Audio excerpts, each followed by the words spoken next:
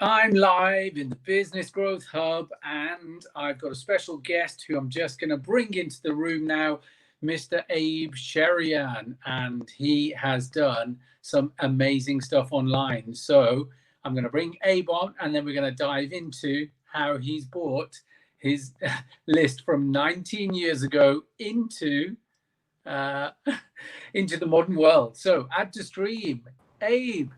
Come on in. Are you there? Hey, Martin.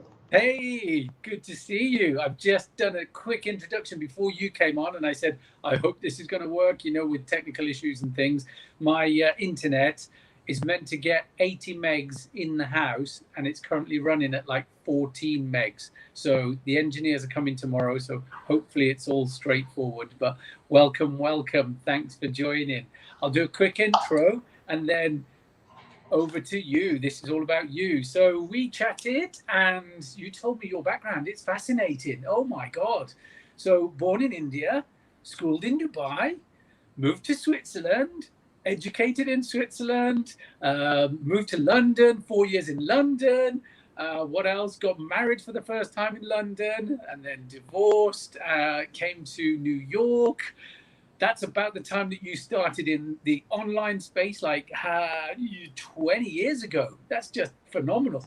And then it's all unfolded since then. So I guess, yeah, well, you met your lovely second wife there, who you've had four beautiful kids with. And we'll go into a bit about the family and all that kind of thing at the same time. But I was just kind of blown away with when you were telling me your backstory. But do you want to go into a bit more detail about that? Thank you, if you wouldn't mind. Yeah, thanks, Martin. I want to say this. I'm really honored to be in one of your episodes, Back to Your Future. It's a great theme, and it could possibly be a future syndicate documentary or a TV show. I hope it does. Yeah. I'm so happy to know you and to do this with you. Appreciate you. Thank you. Yeah. My backstory, well, like most transformation in our life happens during a traumatic event in our life, right? So my beginnings with internet and business, started right after a divorce in 1998. I walked out of my house into a small one-bedroom apartment in Queens, New York, and all I had was a mattress, some books, some clothing, and my computer. A compact, if I remember correctly, it's a compact 200 megahertz Pentium Pro, and a determination to get back on track. Yeah, and I was 26 years old at that time. I felt destitute because I was alone in New York City, with no friends and a job that I didn't really enjoy. I was working as an assistant manager in a restaurant, and I hated it. Um, so I was constantly looking to see what I can do to support myself. And at that time, I had a little dog, the most beautiful cocker spaniel, uh, that I got from my company because I was alone. Uh, when you don't have a direction in your career, that there's always a sales job waiting for you, Yeah. right? So, I took up 100% commission sales job, selling advertising door to door, in a very busy city. You That's know, tough. yeah, my background, I graduated with a degree in hotel management in college, and I got to tell you, the only interesting thing I liked about that school or the college was marketing, Yeah. right? So if I were to go back in time and to pick a major in college, it would definitely be something along the lines of sociology or psychology, something like that. Because I'm a people watcher, and I All right. love to observe how the masses get persuaded in social situations. So the door-to-door job was perfect. Uh, uh, it was also my entry into sales and marketing, Right. like real life sales and marketing. I got really good at it. made a ton of money for the agency that I worked for, and as usual, very little money for yourself. So I would come home after a day's work and spend my time surfing the internet. It was the dial-up internet time. It was also called the information highway at that Yeah, time. I don't know if you remember that. I do. Online business was not mainstream at that time. There were a group of nerds hanging around on, on forums, and they were talking about this future of the internet. And they predicted that in the future, all businesses will be conducted online, and yada Wow. yada yada. Right? So I bought into that prediction, and I'm so glad that I bought into that big lie. That's fantastic. I love that. And your history, like you said, in the hotel industry and the service industry. And I remember when we were chatting, you said you had zero passion for that whatsoever. I found that hilarious, but it is a tough market to be in. And particularly you were in the high end chain of hotels and things. So I would imagine that you come across some real idiotic people just because they've got money. They think they can treat people like crap. So yeah, I don't know if you came across that. No, as a matter of fact, that industry is a very fun industry. The only problem is you cannot have a family. It's all about all of your life you're giving up for this service, the hospitality service, and for the corporation you're working for. There is no family. You don't get to go home, but you live in a nice suite, great food, you know. But that's not life, is it? You No, know, it's no. not. It's not sustainable. Yeah, I So think that that was was. I mean, basically, that was the first question I was going to ask. Before you, 20 years ago, 22 years ago, when you started looking at the online space, what was life like before you became an entrepreneur? Was it the hotel industry? Was it the service industry, the food industry? well. I guess before I started my business, I guess I was always dreaming to be an entrepreneur, always Oh, looking to see what I can do to break off this pattern. Once you're locked in, you're kind of then comes the family, then comes the bills, and then comes everything else. You're kind of locked in. A lot of people are in that situation, right? So I guess I was always looking around for things, to do. I started the affiliate marketing during that time, you know, while I was working in this door-to-door job. We called it referral marketing at that time. right. I think the affiliate marketing term was coined by a company called PC Flowers and Gifts, and later on, Amazon made it really popular in Ah, 1996. So I started with affiliate marketing, and one of my products that I sold was, I have to mention this, was a software solution for Y2K. Uh, yeah, I'm sure some of my viewers are going to be millennials that weren't even around, Abe, when it was the year 2000. I remember it very well because I was yeah. working in government and everybody was crapping themselves to work out if everything would just stop. So you were solving that problem. Well, actually, I found out that obviously there was no Y2K. So we were hawking this software solution for Y2K in 1999. It was a scary time, and some shady companies took advantage of the fear people had at that time. And sadly, I was one of the guys who actually pushed the product to sell it. So that was my first experience with affiliate marketing. I also sold several products from Amazon at that time, and I realized that affiliate marketing was not for me. To me, it was just another sales job, Right. basically, right? A sales job that you do from home, Yeah. right? Uh, so I started hooking up with, excuse me, I started hooking up with these nerds and software creators that I used to hang around with in the forums.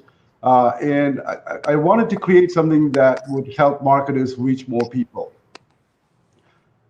This is dinosaur marketing. This is Yeah. not the marketing that you see now, right? So I actually quit my job for this project and worked day and night on it.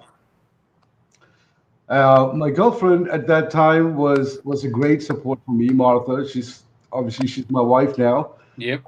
Martha was the only friend I had at that time, and she supported me. And you really need, you really need that support Yeah. when you're Totally down and agree. out. And yeah, absolutely. And I don't think I could have done what I did without her support. So yeah, that's interesting. You said you quit your job in year 2000, was it? I quit my job 2000.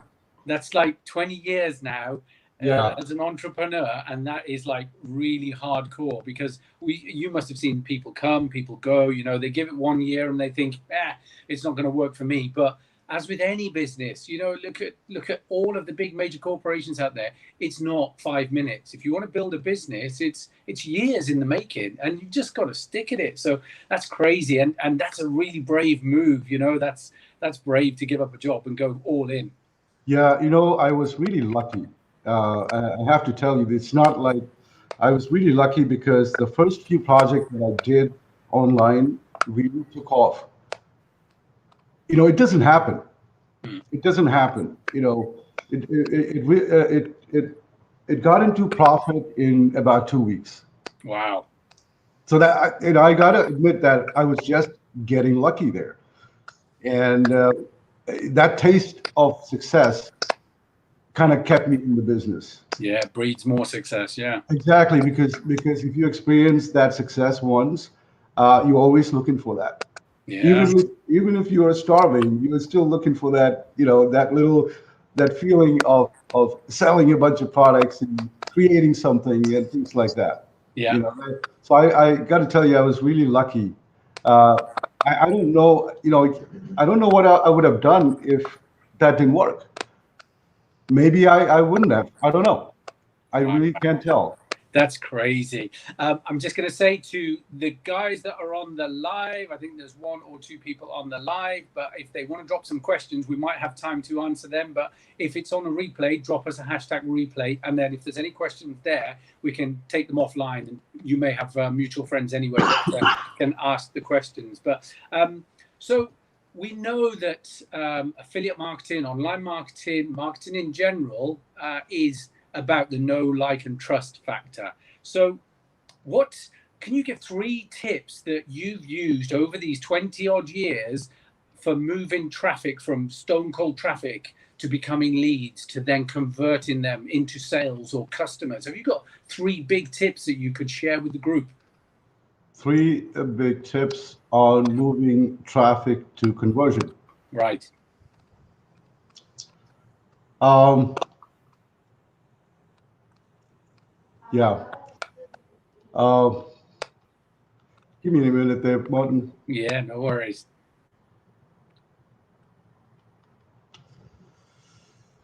All your selling skills. That's actually a great question.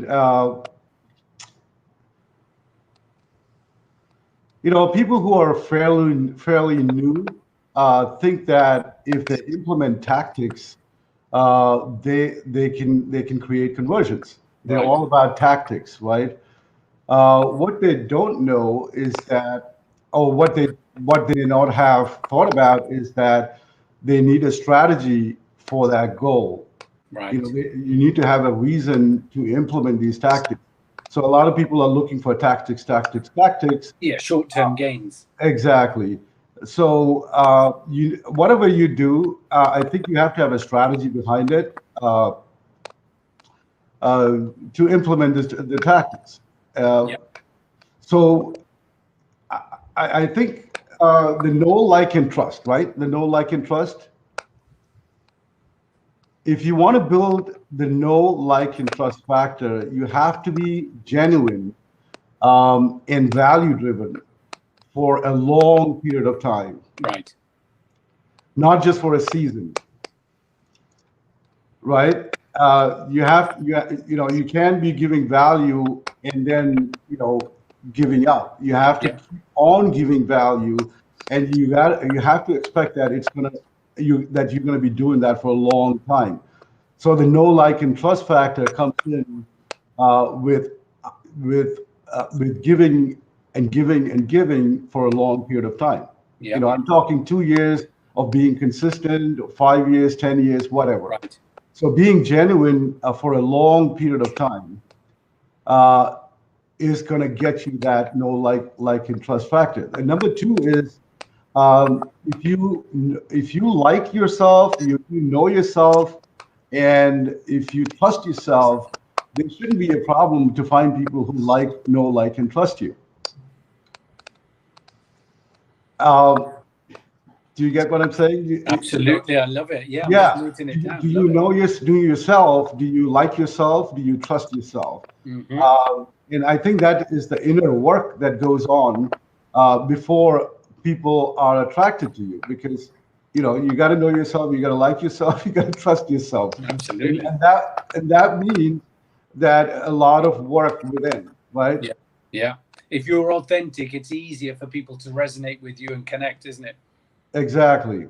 Now, I think that the third tip I would give is you have to have a core message that separates you from the rest, right? Because Love that. how will people gonna know, like, and trust you if you don't have their attention, right? So to get their attention, I think you have to define your core message and what separates you from the rest, right? That's when people, start paying attention to you. Right. Now, your message is something that you need to define before you go hardcore into the marketplace, Yep. right? So the work starts within first, and have a core message that you define, that you like, that that is your message, Yeah. and then you trust in your message, and then go out there and spread the message. I love that. I think you gave us 4 tips there rather than 3, because you mentioned you need a strategy instead of tactics at the start. You then said, you need to be in this for the long term. Don't just think 5-minute short term tactics. Then you said, love yourself, because when you've got a core authenticity and belief in yourself, then it's easy to get that know, like, and trust. And then the 4th thing was the core message. So that's amazing. Love those answers, Abe. Thank you. Superb. Okay, so the next question then is regarding 2020. This has been a crazy year, right? Hey, Daniel Grenbaum's just jumped on. So, hey, Daniel. So 2020 has been absolutely incredible, hasn't it? So what's it taught you, if anything? And it could be something around your business. It could be something around your personal life. Have you learned anything in 2020? Oh, yes. Oh, yes. 2020 is a big shift, right? It's kind of masked in uncertainty and confusion, right? I don't think that the world is going to operate the same anymore as it used to be. Right. I really don't think, because we have had a taste of something different, right? Something different. When I say something different, it's like just the shutdown alone has changed people's lifestyle. Yeah. They're beginning to realize that, hey, I can be more productive. I don't have to be in an office building.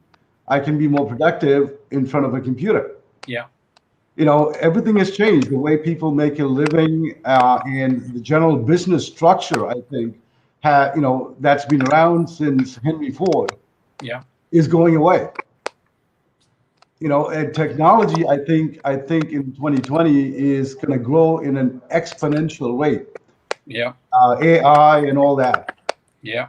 And Totally. who knows, in 50 years, it may come crashing down because we have too much technology, and we may have to start our civilization again from a whole holistic, grounded way. That's a scary thought. But Yeah. personally, I'm really excited to see this change. I feel that us, will be pioneers in this change, since we are, since we are taking upon ourselves the trouble of teaching and coaching and adjusting, helping people adjust to the new norm. Yeah. I think we'll be proud to say that again. We're going to be pioneers in this age. I'm really excited. I'm very optimistic about 2020 and beyond. Yeah, me too, actually. It is a shift, isn't it? And it's just forcing people to make different decisions, because those that were laid off, those that didn't have any control of their destiny, got mortgage payments, debts, all of that kind of crap, they've had to have a rethink. So people are looking, and if there's Yeah, any of that, my audience, your audience, and that are looking at getting into something, just do it now. There's no better time than now. While you're thinking about it, while it's hot on your mind, just do it. As a side hustle initially, we talked about this the other day, didn't we? Just that big leap of faith going from a job to zero is quite scary. So just do it as a side hustle for the first year or 2 years. But some notifications come up. yeah. Yeah, totally People agree. who, yeah, people who don't attempt to change will definitely have a hard time, and we should help them. Yeah. And that's a whole new industry opening up. Opportunities, right? That's what Yep. we're going to look for. Okay, so the next question then is, success means so many different things to so many different people. I've got my definition of success. What is your definition of success for yourself? Yeah. I'm gonna get a little philosophical here, if you don't mind. Nice. Love it. Yeah. Then of course I'm gonna give you the answer in real life. I think human life is a huge success in itself. We managed to go through the evolution from being an amoeba to a human being. I think that's the biggest success ever, right? We don't think about Yeah. that. I think if people realize that and live with that kind of a realization, success would not look like how it looks now. Right. But I guess that's not the answer what people are looking for.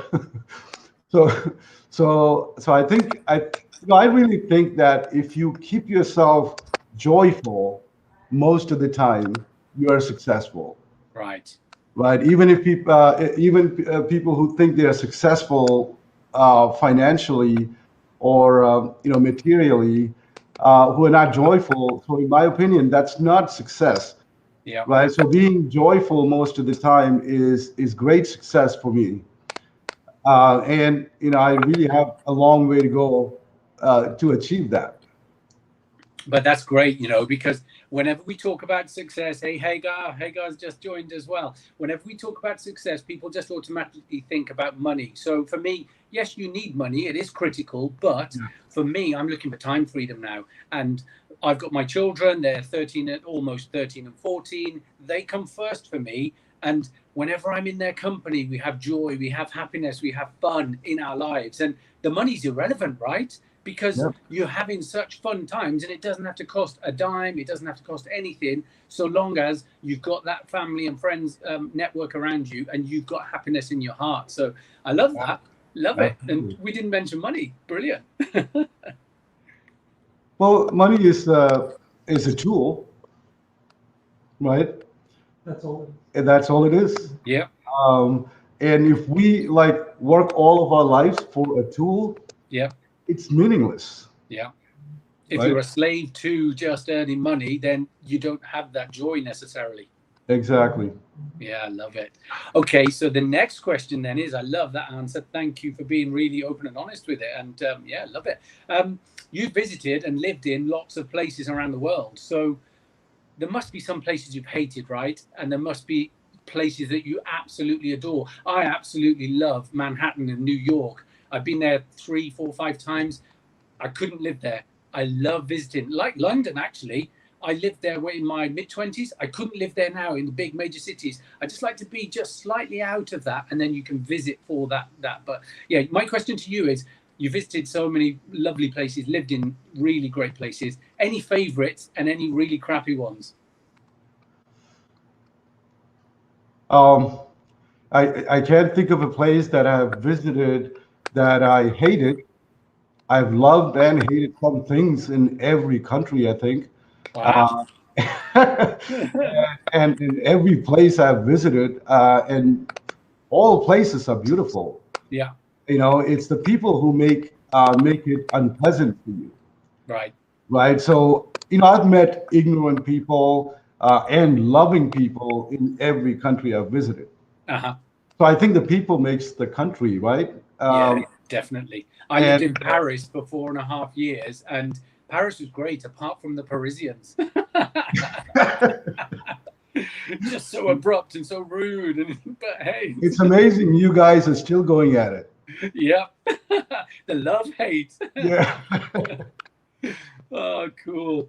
Yeah. Okay, so yeah, I love that answer as well because you, it's the same with most things in life. If you can find some positivity, then it makes up for the negative side of places, of people, of situations and scenarios. So you're Yeah. showing your true colors here, Abe, because it says a lot about you and the fabric of your being, doesn't it? If you're finding the good in everything, it says a lot Yeah. about you. Yeah. You know what? You know what? We were living in upstate New York, and then we moved to Texas, right?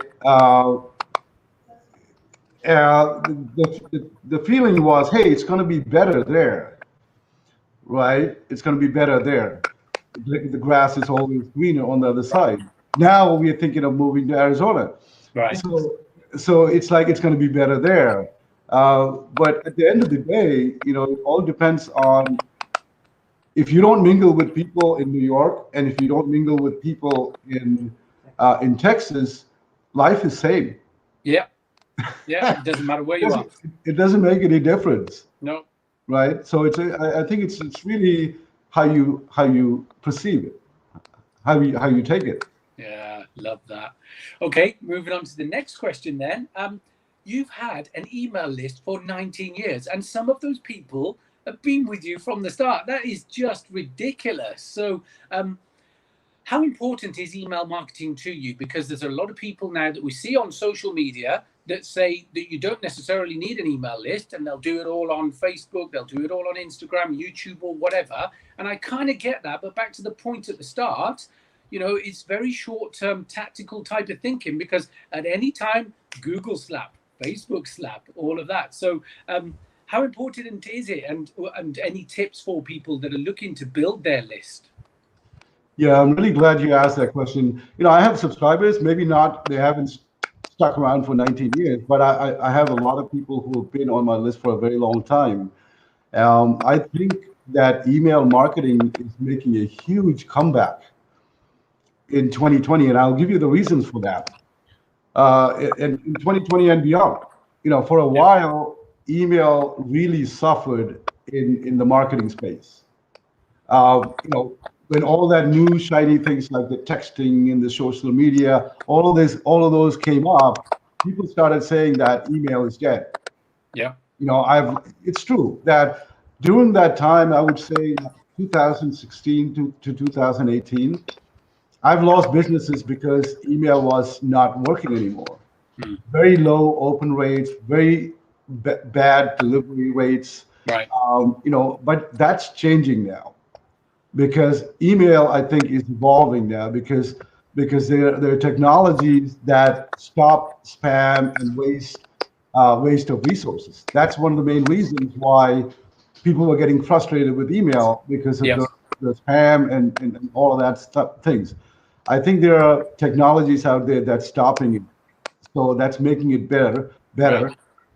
And I think email will prevail because it's a very special medium. Mm.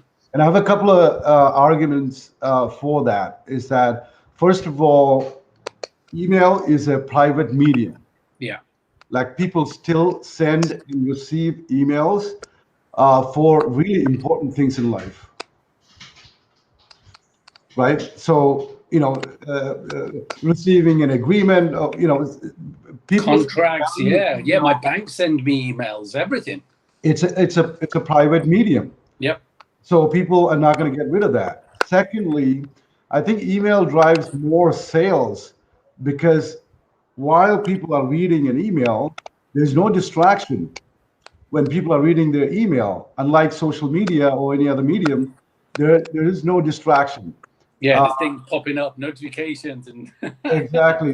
They can take their time. So as a marketer, if you're sending them a sales message, you can actually pitch to them on an email because they can take their time to understand and make that purchasing decision right. when they receive an email from you. Right. So that's another reason. And number three is it's just proven. Majority of sales happens when you send an email, Yeah, and you can pitch to people on an email. Of course, after giving them some value. Of course, I mean you can't just be pitching to them all the time. yeah, yeah, You have to have some value, but you definitely can, pitch people. And email is also a very forgiving medium. In other words, I've sent out so many emails over the years, and I've made so many mistakes on yeah, email. yeah. And I think email is a very forgiving medium. Uh-huh. Like people don't keep that in their head and judge you and things like that. Once it's just they just burn it. That's Yeah, it. Yeah, that way it's a very forgiving medium. So I think email. I will always be focusing on email, and I will always tell new marketers coming online. The first thing you have to do is to get that biggest asset, yeah, the most valuable asset, intact. yeah, Because I remember putting all of your power, business freedom and power into the hands of these corporations is the worst idea. yeah. A few years ago, I used to do Google ads, like Google ad revenue. I used to create hundreds and hundreds of websites in different topics, and I used to earn a pretty good living um, uh, placing Google ads on, Right. right? Google ad revenue. And at that time, people were earning 20, 30, 70, $100,000 a month from That's just crazy. Yeah, from Google ads. Boom, Google changed their algorithm yeah, and everybody lost their business. yeah. And you never do that. And you'll never have to go through that if you have an email list. Do you know what? I've just finished Russell Brunson's Traffic Secrets book, and it's great. There's a lot of stuff in there that I kind of knew, but the way he puts it is kind of you build your tribes in all of your social medias, but move them over. It's traffic that you own when you've got it in a list. Like you've just said, it's personalized, it's personal. You own that email address until they stop and unsubscribe. As long as you're not pitching to them all the time, you've got a relationship with those people and you can jump on calls and all sorts of different things from that. But you own that traffic and it's not going to cost you another dime if they stay with you. Love that. So you heard it here first, guys. Email marketing. Make sure you're building your list at the same time as everything else that you're doing with social media and all of the other new things on the block. Yeah, absolutely. Awesome. Okay, next question then. You've got four lovely kids, and you don't look old enough to have kids this age, but have you taught them anything around business and entrepreneurship, or are you just letting them find their own feet? I'm hoping that my kids don't hear this. I love that question, right? Now, if you would have asked me this question about 10 years ago, my answer would have been to encourage your kids to be entrepreneurs Right. because you think that's the greatest thing in the world. Yeah. I think, but time and life has taught me that your kids don't care what you think, what you Right. want. And it may be a total waste of your time and energy to teach them business and entrepreneurship if they're not curious or interested in it. Right. Right. So when I was scaling my business, I had dreams of building an empire that my kids can take over. But I don't have those dreams anymore. Right. If they're interested, they'll ask questions and would want to know more. They will show some interest in it. Then you just open up. Yeah. I think these days kids are so distracted by so many things that they don't realize, what it is like to work for someone. Yeah. Obviously, they haven't started yet. Yeah. So, but who knows? I also think that things are going to change in the future, and a job may not be a bad idea in the future. Yeah. And entrepreneurship at that time in 20 years might not be the it thing to do like it is now. Yeah, it's a good point. I think you mentioned at the start, if they are going to go to college, my kids are thinking about their options now, and we talked about it the other day. If they want to go to college and university, great, I'll support them, but do something that they've got a passion about. Yeah. And at the same time, I will try and teach them business principles and not just earning money, but keeping money, investing, and all that kind of good stuff. And they see some of my lifestyle as well because I've got properties, and they see that kind of the income streams and diversification. So they get it, and they started a YouTube channel. They think they're going to be, YouTube stars or Instagram stars, and it's like, yeah, great, okay. So I gave them an Instagram growth strategy to say, try this, see if it works. Same with YouTube. And my kid has now overtaken me on YouTube. He's got over 100 subscribers, and I'm like, what? Awesome. But he's doing it consistently. That's different. Yeah. That's different. I mean, they're showing an interest. Maybe they're being influenced by you, and you're the right person to teach them that. That's different, But a lot of people, a lot of entrepreneurs think that they can just pass this on to their kids, and good luck with that. Yeah, sometimes they just rebel, don't they, and do the opposite anyway because it's you saying it. Yeah, exactly. It's kind of painful, but we have to leave our kids to choose what they want in their lives for themselves. Yeah, I totally agree. That's a great answer. I love it. And yeah, hopefully they will hear this at some point, but they do respect what you tell them. Okay, then. So next question is, what's hot for you at the moment? Is there any topic and subject that you really want to dive into deep and learn and work towards implementing for your own businesses? And what's hot?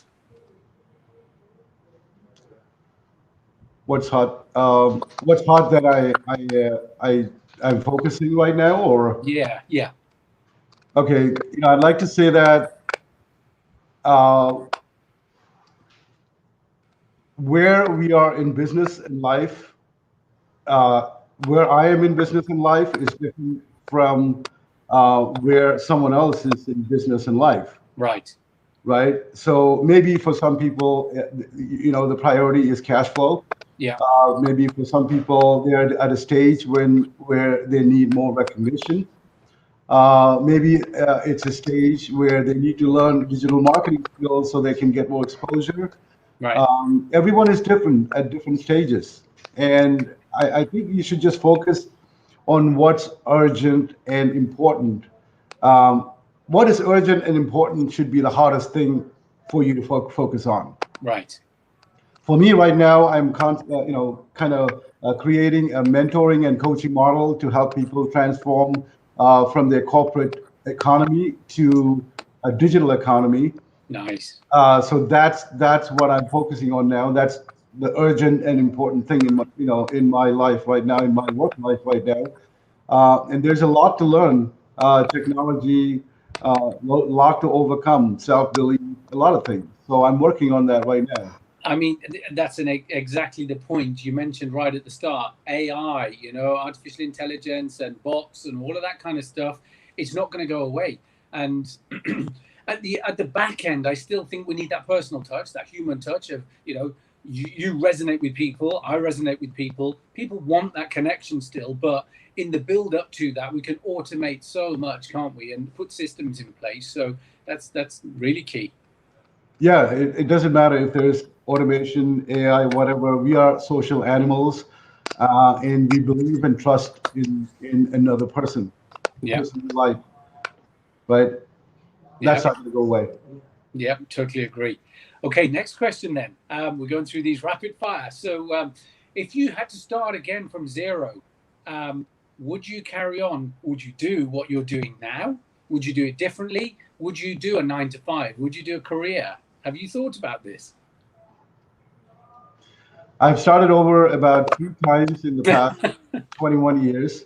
And I know. The thing is that I don't see anything else I would do but to get back on the horse and ride again. Nice. Each time you do it over, you learn something new.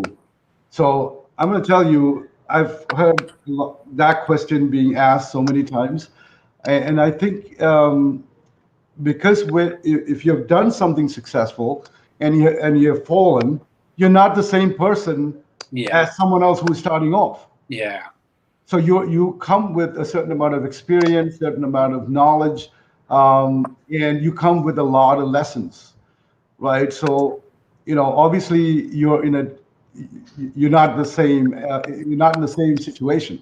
Yeah, So sure. if the question is asked, okay, what would you do again so that people who are starting out would benefit? I would definitely say um, to learn how to do digital marketing, Right.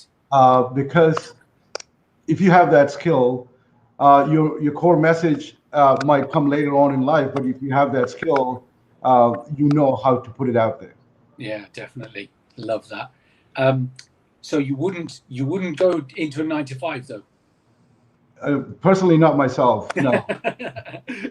I'm I have been in situations where there's nothing for me, yeah. honestly, but I've never thought that let's take that newspaper and see if there's a job available. I've never thought of that. Yeah. Yeah, that's a fantastic position to be in as well, because some people, they have to go from job to job to job because there is no alternative. But I like to think that we can give people an alternative, and that's the beauty of what we do. Like you said, digital marketing gives people an alternative, even if it's just $200 here, $500 there. Build up, and then it becomes $1,000, 2,000, 5,000. Yeah, So, yeah, if you have that skill and if you're willing to work, even if you don't have a product, you can just go on Fiverr. You yeah, can just go on all kinds of platform and sell your services yeah. and make some money until you figure out what you're going to do. It's that kind of a skill. Yeah, yeah, love it.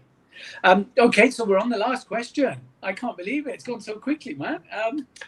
Is your day mapped out like with an inch of its life? Is it like 9 a.m., 6 a.m., 7 a.m., 8 a.m., 9 a.m.? Or do you kind of decide how each day pans out and less strict about having a really rigid regime?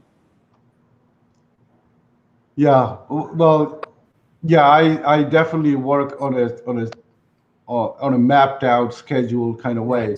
Right. I think discipline is more important than taking on whatever comes for the day. Yeah. You know what I'm saying? That discipline is there. I have a project schedule, and I'm not happy if I don't stick with it for Yeah. some reason. And I feel like I didn't do if I didn't do what I'm supposed to do, then it's not a full day. Yeah. So I do have my schedule. But Yeah. while I'm, I have a daily content. I have daily content to publish. I have design work to do. I have a few calls to make. Those are things that's already on the schedule. Yeah. That's awesome. I was going to show you my diary, because in here it's an A4 traditional diary with a list of things. I've got the longer term strategic stuff that I need to do, but that is like, right, 6 till 7, 7 till 8, 8 till 9, and map out the day like that, just so that you know exactly what you've got to do. I love that. We kind of, I think something's going to take an hour and it bleeds over an hour and a half, 2 hours. And, in Russell Brunson's books, he talks about doing social media marketing. Just post on other people's feed for 20 minutes and then you can move on to this and that. And it'll only take you 2 hours maximum per day. And I'm like, really? Yeah, really? It's like, yeah, you might have other people doing that for you, Russell, but we've got to do it ourselves. I love that book because up until last year, that was my thing. I have notebooks that I used to write. Just this year, I said, hey, I got to get into the 21st century. I got to start using some of the some of the technology online. to Yeah. schedule it, Yeah. and it's not that bad. I mean, I still love my books to write down stuff. Yeah. It's Yeah. nice to go back over, isn't it? And just think, oh my God, why did I write that? What does that mean? Or you pick something out that's like still true today. It's incredible. So that was fantastic. I had a blast. Thank you very much. I hope you did. And for anybody that's watched it, let us know if there are any questions. We can answer them afterwards. But the moral of this story today is that your email list is king. So make sure that you focus on that. One final question, Abe. How can people reach you? Where's the best place to reach you? Your website, Facebook, any social media? Where would you prefer I point them towards? Well, I publish a lot of content on my main agency website, which is webpreneurmedia.com. Okay. You can consume some content. I write as I talk, so it's easy to consume. Yeah. And there's a lot of mistakes too. So, but it's just the way I think, and I just put it out there. Yeah. And so it's webpreneurmedia.com, or I also maintain. I also record all of the stuff that I'm doing because it could also be helpful to other people. Nice. On my personal blog, which is cherian.com. So those are two places they can do. I'm on Facebook, not so much on Instagram, but Facebook, LinkedIn, and Twitter, I guess. All right. I'll get the links from you, and then I'll post them in the video so that people can reach out and check out your content. And I once again, thank you so much for this. I appreciate you taking out the time, and I've had a blast. It's been a blast. Thank you very much, Abe. Take care, and I'll catch up soon. Thanks, Martin. Thanks. Bye. Bye-bye.